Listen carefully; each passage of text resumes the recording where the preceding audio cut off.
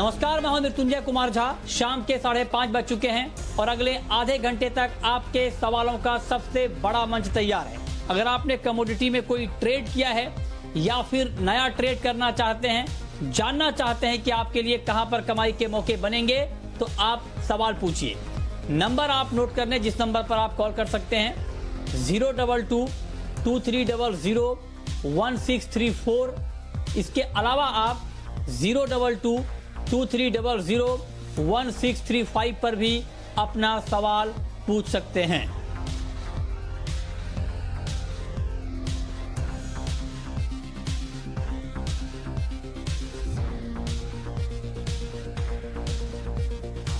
और सवाल जवाब का सिलसिला शुरू करेंगे, उससे पहले हम बात करते हैं आज एग्री मार्केट की, क्योंकि एग्री मार्केट में आज जबरदस्त एक्शन का माहौल रहा है और खास करके मसालों और ग्वार में एक बड़ी तेजी का माहौल बना है। तो अब सवाल यह है कि क्या ये तेज रफ्तार अभी कंटिन्यू रहेगी या ये तेज रफ्तार बहुत ही कम समय के लिए है। इसी पर हम बातचीत करेंगे और हमारे साथ बातचीत करने के लिए मेहमानों का एक खास पैनल है। हमारे साथ हैं मितेश पटेल, चेयरमैन हैं federation of Indian spice stakeholders के। हमारे साथ राकेश धारीवाल हैं, ग्वार के एक्सपर्ट हैं, जोधपुर से जुड़ रहे हैं हमारे साथ। हमारे साथ बीरेन वकील हैं, पैराडाइम कमोडिटी के, अहमदाबाद से जुड़ रहे हैं। और दिल्ली से हमारे साथ जुड़ रहे हैं अनुज गुप्ता, एंजल कमोडिटी के। आप सभी मेहमानों का बहुत बहुत स्वागत है इस खास चर्चा में। मेरा सबसे पहला सवाल, चूंकि आज मसालों में लंबे समय के बाद इतनी रौनक लौटी है, उस पर हम बात करेंगे। लेकिन ग्वार, पिछले 2 कारोबारी सत्र में ग्वार में 6.5% तक की तेजी आ गई है ग्वारगम में। तो क्या ये तेजी कहें 6.5% तक की तेजी आ गई है ग्वारगम में, तो क्या ये तेजी कंटिन्यू रहेगी? इसी पर हम पहले बात करते हैं। राकेश धारीवाल जी, मेरा पहला सवाल आपसे ही होगा कि क्या ग्वारगम की ये तेजी टिकाऊ है मौजूदा माहौल में? जी मृत्युंजय जी, ग्वारगम की जो तेजी है वो एकदम बारिश के समय जो तेजी आई है, तो ये नेचुरल तेजी आई, क्योंकि इससे पहले जितनी भी इन्वेंट्री थी ग्वार की, गम की, वो दोनों की इन्वेंट्री बहुत निचले स्तर पे आ गई है। अभी जैसे ग्वार है तो वो हाजिर महीना है, वो दूसरे महीने से भी ऊपर चल रहा है। हाजिर बाजार भी है, वो पहले महीने से भी ऊपर चल रहा है। और इसके ग्वार के कोरमे के भाव भी सपोर्ट है, तो इसके कारण ग्वार मजबूत है। गम की बात की जाए तो गम में ऑयल में डिमांड कम है, पर जो इसके जो दूसरे फूड में जो डिमांड है वो अभी लास्ट 2-3 महीनों से बढ़ी है, तो उसके कारण इन्वेंट्री लेवल बहुत नीचे आ गया है। तो ये जो तेजी आई वो एकदम स्वाभाविक तेजी आई है मृत्युंजय जी। अच्छा, तो आप कह रहे हैं कि ये स्वाभाविक तेजी है ग्वार की। तो बीरेन जी, अगर ये स्वाभाविक तेजी है ग्वार की, तो क्या ये स्वाभाविक तेजी अभी कंटिन्यू रहेगी? अभी जो हम रिसेंट रनअप देख रहे हैं, उसके लिए मैं ऐसा मानता हूँ कि रोज का रोज चाइना पे वॉच करना चाहिए। और अमेरिका या लंदन जैसे जो परंपरागत मार्केट है उसको टेम्पररी अवॉइड करना चाहिए। एक एग्जांपल ये है कि अमेरिकन सोयाबीन 1 साल से फ्लैट है, लेकिन चाइना सोयाबीन 1 साल में डबल हो गया, 3000 का 6500 हो गया। इसी तरह जो भी ये मेटल्स की जो भी तेजी है या क्रूड की तेजी है, तो सबसे पहले वो चाइना से रिफ्लेक्ट हुई है। जहाँ तक गम का सवाल है, तो मैं किसी भी कमोडिटी एग्री मार्केट में मेरा पहला नज़रिया यह होता है कि जब फिनिश प्रोडक्ट चलने लगे डेरिवेटिव के हिसाब से, तो कच्ची प्रोडक्ट चलेगी। तो ये गम चला है, तो मुझे ऐसा लग रहा है कि ग्वार की तेजी में वजूद है और ये थोड़ा सपोर्टिव लग रहा है। और खास करके डिमांड साइड में टेक्सटाइल सेक्टर में डिमांड रिवाइव हो रही है, फूड सेक्टर में भी डिमांड अब रिवाइव हो रही है। तो काफ़ी टाइम से मिलों बंद थी ग्वार मिल की, उसके हिसाब से भी जो राकेश भाई बोल रहे हैं उससे मैं सहमत हूँ कि इसमें आगे भी रनअप देखा जाएगा। अच्छा, तो आप कह रहे हैं कि आगे इसमें तेजी रहेगी। राकेश जी, मैं आपसे एक चीज और पूछना चाहता हूं कि लेकिन कुछ खबरें ये भी आ रही हैं कि राजस्थान के जो ग्वार के कुछ इलाके हैं वहां पर अब बारिश शुरू हुई है। तो अगर मान लीजिए अगले कुछ दिनों में अच्छी बारिश हो जाती है ग्वार के बुआई वाले इलाकों में, तब क्या ये गिरावट की संभावना रहेगी ग्वार में? मृत्युंजय जी, जो ग्वार के बिजाई के जो क्षेत्र है वहाँ बारिश आने से ग्वार की बिजाई तो होगी, पर जो भाव का जो आकर्षण है वो किसान के लिए पहला होता है। और ये भाव जो है वो किसान इन भाव पे कतई आकर्षित नहीं है ग्वार के प्रति।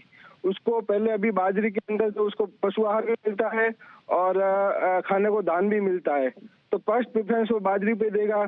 फिर उसके बाद मूंग मोट के भाव भी अच्छे हैं, तो ये मूंग मोट भी पश्चिम राजस्थान में बीजे जाते हैं। बारिश लेट एक महीना इस बार अधिक है, देसी किसान देसी महीनों के हिसाब से चलता है, तो अधिक मास है, तो उस हिसाब से कोई अभी बारिश में देरी नहीं हुई तो किसान मूंग मोट बाजरी को प्रेफरेंस देगा, ग्वार को अभी नहीं देगा, मेरा ये मानना है। नहीं, आपका मानना ठीक है, लेकिन मेरा ये मानना है, या फिर मैं ये जानना चाहता हूं कि होता क्या है। कई बार देखिए, ये ठीक है कि आप जो फंडामेंटल बता रहे हैं वो ठीक है, लेकिन मार्केट कई मैक्सिमम जो ग्वार के साथ होता है त्रासदी ये है कि ग्वार फंडामेंटल को कम, र्यूमर को ज्यादा फॉलो करता है, और कुछ लोग ऐसे हैं जो ग्वार को फॉलो करवाते हैं। तो बारिश की बात तो ठीक है, लेकिन कई बार ये होता है कि फंडामेंटल कुछ और है, प्राइस पर इंपैक्ट कुछ और हो रहा है। इसीलिए मैं आपसे पूछ रहा हूं, कोई डर तो नहीं है जो छोटे ट्रेडर ट्रेड करना चाहते हैं ग्वार में, ऐसा तो नहीं कि वो आके ट्रैप हो जाएंगे? मृत्युंजय जी, जितने भी छोटे ट्रेडर या जो भी मध्यम व्यापारी, वो इन दिनों किसी भी कमोडिटी में तेजी का मन नहीं करे, क्योंकि लास्ट साल 1.5 साल में उनकी जबरदस्त पिटाई मार्केट द्वारा हुई है। तो उनके हिसाब से उनका कोई बहुत बड़ा इसमें अभी स्टॉक करने की किसी की मनोवृत्ति है नहीं, और जब तक वो मनोवृत्ति नहीं है तब तक मुझे लगता है ये बाजार सेफ है। अच्छा, चलिए अच्छी बात। मार्केट सेफ तो रहना चाहिए, चाहे जो भी हो, मतलब एक्चुअल मूवमेंट मार्केट में होना चाहिए, चाहे तेजी के हो चाहे मंदी के। अगर गिरावट आ रही है तो एक्चुअल वजहों से गिरावट आनी चाहिए, ऐसा नहीं कि वजह कुछ और है और मार्केट की चाल कुछ और हो रही है। ठीक बात है। चलिए, ग्वार के बाद अब बात कर लेते हैं मसालों की, और आज ग्वार के साथ साथ मसालों में भी अच्छा एक्शन हमने देखा है। जीरा वायदा 14,400 के ऊपर पहुंचा है, 2.25% की मजबूती। कोरिएंडर, टर्मरिक, यहां पर भी अच्छी तेजी दिखी है। हमारे साथ मितेश पटेल हैं और मसालों के बहुत बड़े जानकार हैं, चेयरमैन हैं फिश के। मितेश जी, बहुत स्वागत है आपका। ये जो तेजी आ रही है अभी मसालों में, जीरा में, कोरिएंडर में, टर्मरिक में, ये तेजी ठीक है, फंडामेंटल के मुताबिक है, जस्टिफाइड तेजी है ये? सर, अभी जो जीरे में और धनिये में जो तेजी बनी है उसकी वजह अभी जो गुजरात के जो मार्केट से अभी क्लोज है, सप्लाई नहीं हो रही है। एक्सपोर्ट की डिमांड तो बनी हुई है as it is, demand domestic demand भी है, और साथ में बारिश डिले हो रही है, तो उसकी वजह से मेंटली इफेक्ट हुआ है मार्केट में। उसकी वजह से अभी जीरा, धनिया और सभी मसाले जो एनसीटीएक्स में लिस्टेड नहीं है, जैसे मेथी है, कलौंजी है, जो अदर प्रोडक्ट है स्पाइसेस की, वो सभी तेज है अभी। तो क्या लगता है आपको, ये तेजी अभी टिकेगी, कंटिन्यू रहेगी? जब तक सब मार्केट्स ओपन नहीं होते तब तक इसमें डेफिनेटली तेजी बनी रहेगी, पर जब सप्लाई होगा तब देखना पड़ेगा कि सप्लाई कैसी है, उसके सामने फार्मर्स बेचने को तैयार होते हैं कि नहीं होते हैं। क्योंकि जीरा एक बॉटम लेवल पे आ चुका है, और ए लेवल से ज्यादा मार्केट नीचे जाने की संभावना बहुत कम थी, और जो बॉटम लेवल था 138, 137, वो लेवल से ही जीरा हर एक लेवल आता है तो वहां से बाउंस बैक होता है। तो मुझे लगता है कि अभी मंदी का व्यापार जब तक मंडियां ओपन नहीं होती तब तक नहीं करना चाहिए। अच्छा, तो आप कह रहे हैं जब तक मंडियां ओपन नहीं होती हैं तब तक मंदी का व्यापार नहीं करना चाहिए। ठीक है, लेकिन मैं आपसे एक चीज और जानना चाहता हूं कि आपको तो मालूम होगा, क्योंकि आप मार्केट से जुड़े हैं, मार्केट के अंदर रहते हैं, वैसे सप्लाई के हालात क्या हैं? आपका क्या अनुमान है? जब मंडियां खुलेंगी तो सप्लाई डिमांड को पूरा करने के लिए सप्लाई पर्याप्त है? बिल्कुल सर, सप्लाई जीरे का इस साल जो क्रॉप साइज है वो देखते हुए जीरे की सप्लाई पूरे साल कोई शॉर्टेज बने वैसी कोई परिस्थिति नहीं है। सप्लाई इनफ है, जितना चाहिए उससे ज्यादा ही माल है, पर अभी मार्केट बंद है और बारिश की डिले हो रहा है, तो उसका एनसीटीएक्स का बिल्कुल बेनिफिट ले रहा है और मार्केट को तेजी बनी हुई है मार्केट में। नहीं मितेश जी, थोड़ा सा कॉन्ट्राडिक्शन दिख रहा है आपकी बातों में। एक तरफ आप कह रहे हैं कि यहाँ से मंदी का व्यापार नहीं करना चाहिए, दूसरी तरफ आप कह रहे हैं कि डिमांड के मुकाबले सप्लाई ज्यादा होगी। तो अगर डिमांड के मुकाबले सप्लाई ज्यादा होगी तो दाम तो गिरेंगे फिर। सर, मैंने आपको ये चीज मार्क किया कि जब तक मार्केट मंडियां ओपन नहीं होती है तब तक मंदी का व्यापार नहीं करना चाहिए। जब मार्केट ओपन होंगे तब मार्केट का लेवल फिर से बन जाएगा। अभी मार्केट बंद है, उसकी वजह से बाजार में तेजी बनी हुई है और साथ में बारिश डिले होने का एक मेंटल इफेक्ट है, उसकी वजह से मार्केट और बढ़ सकता है। ओके, तो आप कह रहे हैं कि जब तक मंडियां बंद हैं तब तक, देखिए आप बिल्कुल, मैंने इसलिए बार बार सवाल पूछा ताकि हमारे दर्शकों के मन में कोई कंफ्यूजन ना रहे और हमारे दर्शक एक बात बिल्कुल साफ समझ लें कि आपके लिए कोई कंफ्यूजन नहीं है। मतलब मितेश जी ये कह रहे हैं कि जब तक मंडियां बंद हैं तब तक आपको मंदी का व्यापार नहीं करना चाहिए, और जब मंडियां खुल जाएं तब आप एक बार देख लें कि सप्लाई सिचुएशन क्या है, डिमांड कैसी है, उसके बाद आप नया ध्यान बनाएं और तब हम आपको फिर बताएंगे एक बार। लेकिन जो ओवरऑल सिचुएशन है, जो बात अभी मितेश पटेल ने कही कि सप्लाई को लेकर पूरे साल के लिए कोई दिक्कत है नहीं, जितनी डिमांड होगी उसके मुकाबले सप्लाई ठीक ठाक ही होगी, तो आपको थोड़ा वेट करना चाहिए। तो ऐसे में अनुज जी, कल का कारोबार मसालों के मार्केट के लिहाज से वायदा में क्या होगा, और जीरा, धनिया या टर्मरिक, यहाँ पर क्या ट्रेड लेना चाहिए कल के लिए? मृत्युंजय जी गुड इवनिंग। देखिए सभी मसालों में हमने तेजी का ट्रेंड आते हुए देखा है। इवन अगर हम जीरा को देखें तो कॉन्ट्रैक्ट हाई पे ट्रेड करता हुआ दिख रहा है, और अगर धनिया को भी देखें तो वो भी कॉन्ट्रैक्ट हाई पे ट्रेड कर रहा है।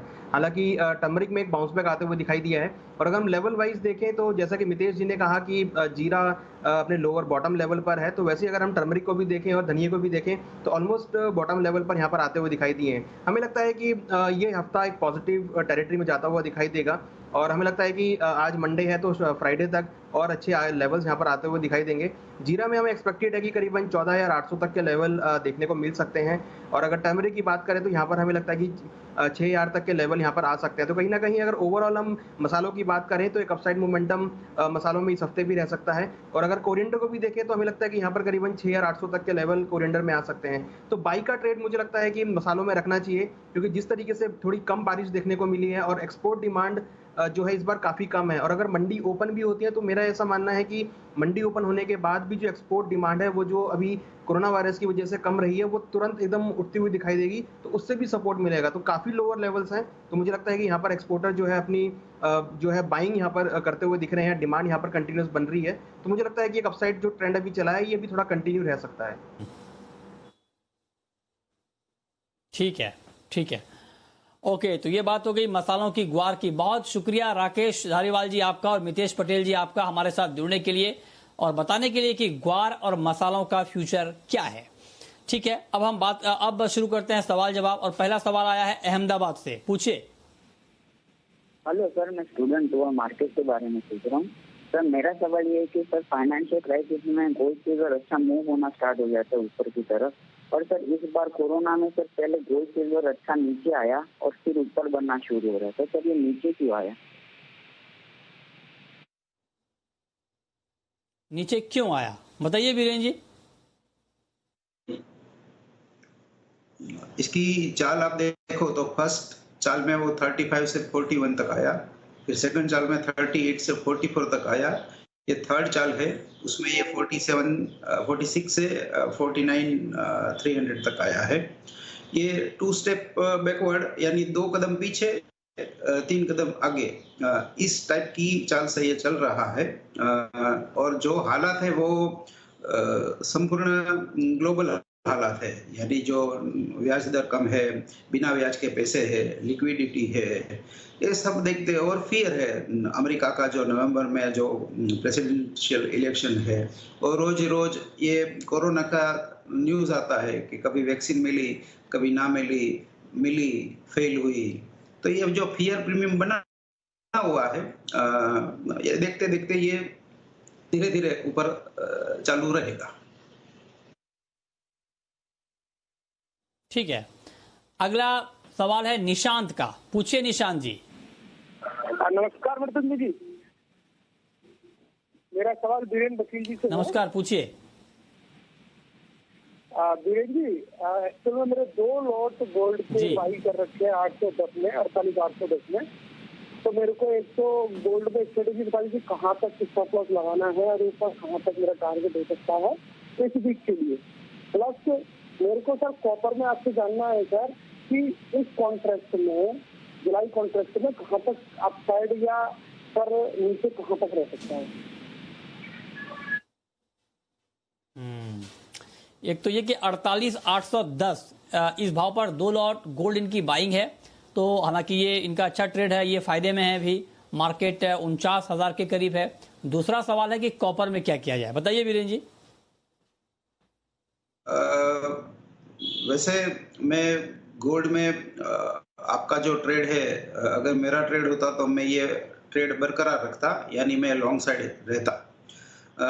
और मेरा टारगेट कुछ 49,900 50,000 के आसपास होता और मेरा स्टॉप लॉस 48,380 का होता। और कॉपर की बात अगर करें तो इसमें कोई शॉर्ट सेलर शॉर्ट साइड के ट्रेड पकड़ा गए हैं। अभी इसकी एक्सपायरी भी आ रही है। इसका रोल ओवर 5 रुपया डिस्काउंट में हो रहा है, तो इसको मैं शॉर्ट करना नहीं प्रेफर करूंगा। लेकिन शंघाई में आज स्टॉक काफी बढ़ा, 3 वीक में 60% स्टॉक बढ़ा है। तो यहाँ कहीं 470-75 के आसपास मिले तो मैं बाय साइड में जाऊंगा। ओके, ठीक है, तो ये राय आपके लिए। वीरेंद्र जी कह रहे हैं कि आपको गोल्ड में अभी होल्ड करना चाहिए, ठीक है।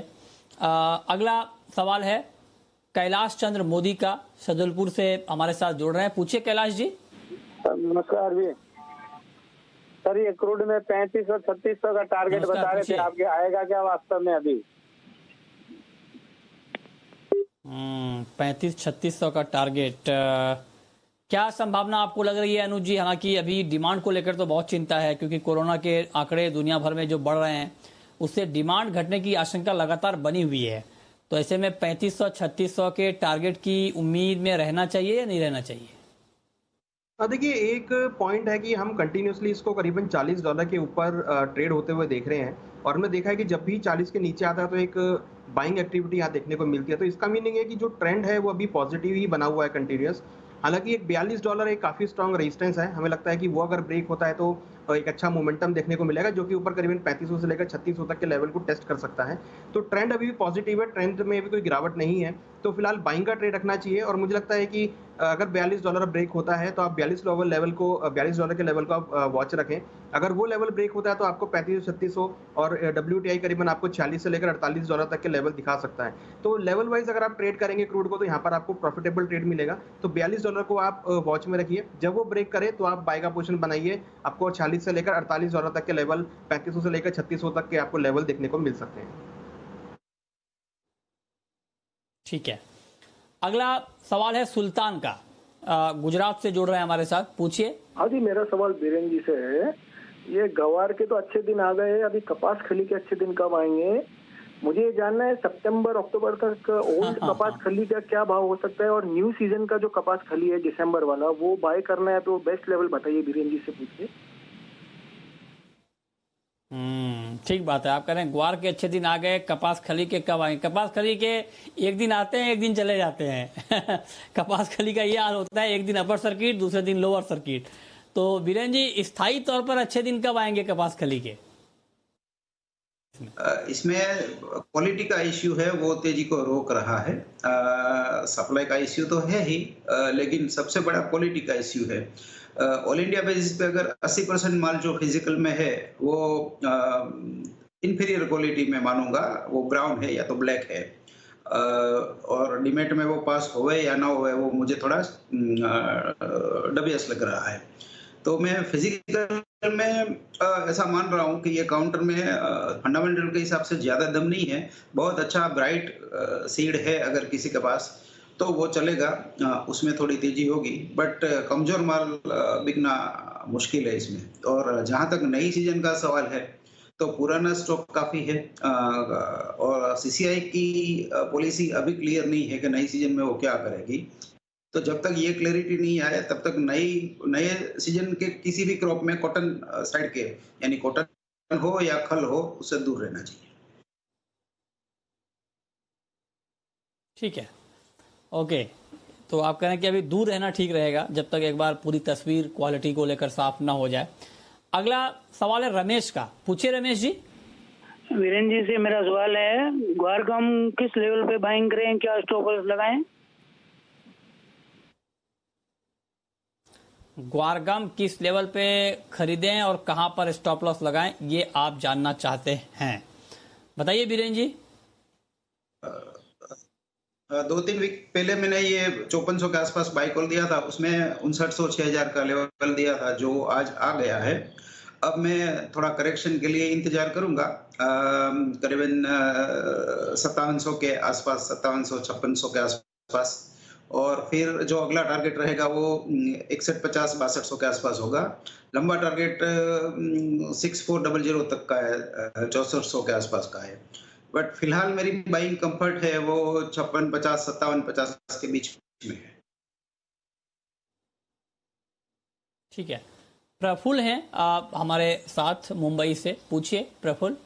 हमें हफ्ते भर में गोल्ड में क्या करना चाहिए, बाइंग कहाँ से करनी चाहिए और कहाँ पे जाके निकाल देना चाहिए हफ्ते भर के लिए?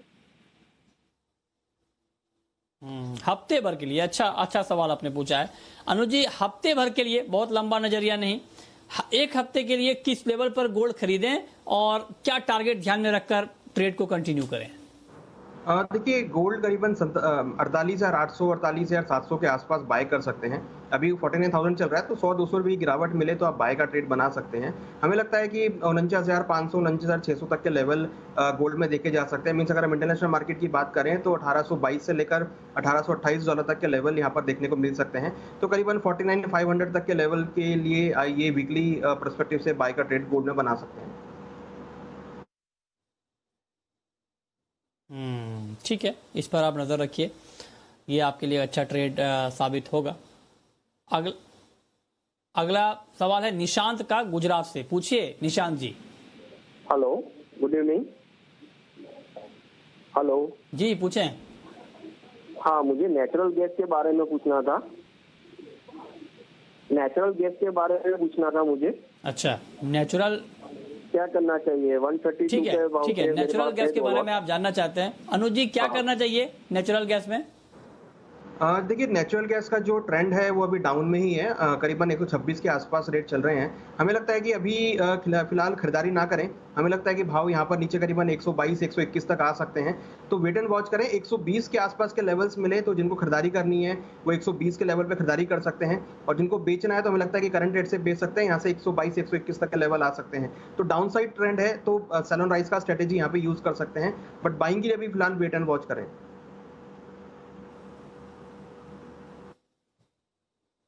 ठीक है, तो बाइंग के लिए आप करें कि वेट एंड वॉच करें। और अगला सवाल आ रहा है सोलापुर से, पूछिए।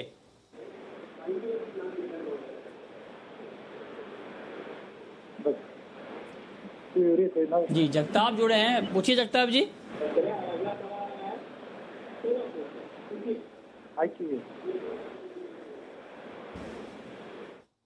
टीवी का वॉल्यूम कम करिए, फिर पूछिए प्लीज।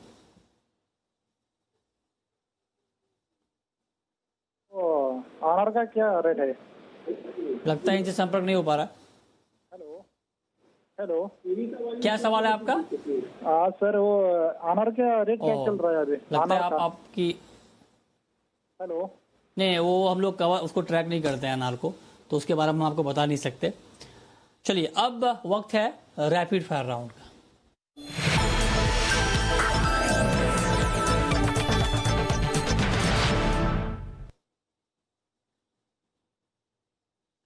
अनुज जी, आपकी पहली rapid fire call.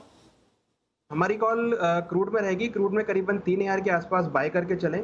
Stop loss 2940 का रहेगा। टारगेट करीबन 3,090 तक हो सकता है। आपकी कॉल बीरेन जी। सोयाबीन ऑयल अगस्त कॉन्ट्रैक्ट में 860 पे बाई, सॉरी सेल, टारगेट 840 और स्टॉप लॉस 870 870। आपकी आखिरी कॉल अनुज जी। आखिरी कॉल हमारी जिंक में रहेगी। जिंक को बाय करके चले 172.50 में। स्टॉप लॉस 171 का रहेगा। टारगेट 175 तक हो सकता है। ठीक है, बहुत शुक्रिया अनुज जी आपका और बीरेन जी आपका हमारे साथ जुड़ने के लिए, बताने के लिए कि कमोडिटी में कहां पर ट्रेडिंग के मौके बनेंगे। तो फिलहाल इस बुलेटिन में इतना ही।